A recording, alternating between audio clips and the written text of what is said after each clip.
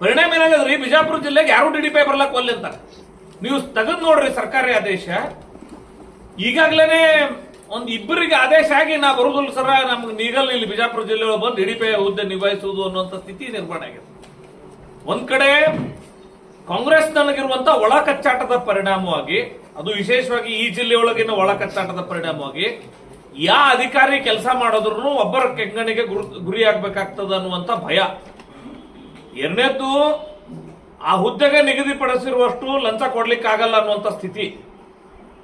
ಈ ಎಲ್ಲದ ಕಾರಣಕ್ಕಾಗಿ DDPI ಇರ್ಲಾರದೇನೆ ಈ ಪರೀಕ್ಷೆ ನಡೆದಿದೆ. ಇನ್ಚಾರ್ಜ್ DDPI ಮೇಲೆ ಈ ಪರೀಕ್ಷೆ ನಡೆದಿದೆ ಸರ್. ಯಾರಿದ್ರ ಜವಾಬ್ದಾರಿ ಹೊತ್ಕೊಳ್ಳೋರು? ಇಒ ಹುದ್ದೆ ಖಾಲಿ ಇದೆ.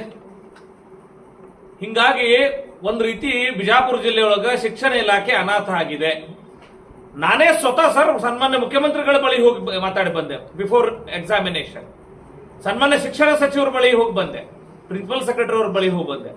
ಗೊತ್ತಿರಲಿ, ಶಿಕ್ಷಣ ಇಲಾಖೆಯಿಂದ ಅವ್ರು ಬಹಿರಂಗ ಪಡಿಸ್ಲಿ ಇವತ್ತು ಆ ಕಡತವನ್ನ. DDPI ಹುದ್ದೆಗೆ ರೆಕಮೆಂಡ್ ಆಗಿ 2-3 ಹೆಸರುಗಳು ಹೋಗ್ತಾವ. ಆದ್ರ ಪದೋನ್ನತಿ ಆಗುವವರೆಗೂ ಅವರಿಗೆ ಪೋಸ್ಟಿಂಗ್ CM ಆಫೀಸ್ನಾಗ, ಎಜುಕೇಶನ್ ಮಿನಿಸ್ಟರ್ ಆಫೀಸ್ನಾಗ ವಿಳಂಬ ಧೋರಣೆಯಿಂದ ಹಂಗೆ ಇಟ್ಕೊಂಡು ಕೂರ್ತಾರೆ. ಹಿಂಗಾಗಿ ಶಿಕ್ಷಣ ಇಲಾಖೆ, ಶಿಕ್ಷಣದ ಆಡಳಿತ ಇಡೀ ಬಿಜಾಪುರ ಜಿಲ್ಲೆಯಲ್ಲಿ ಕುಸಿದೋಗಿದೆ ಸರ್. ಪರಿಣಾಮವಾಗಿ ನಾವು ಲಾಸ್ಟ್ ಬಟ್ ಒನ್, ಕೊನೆಗೆ ತಲುಪಿಲ್ಲ, ಕೊನೆಗೆ ಒಂದು ಅಂಕ ಹಿಂದಿದೀವಿ ಅಷ್ಟೇ. 34ನೇ ಸ್ಥಾನಕ್ಕೆ ತಲುಪ್ತೀವಿ ಅಂತ ಹೇಳಿದ್ರೆ ಸರ್ ಬಹಳ ದುಸ್ಥಿತಿ ಇದೆ.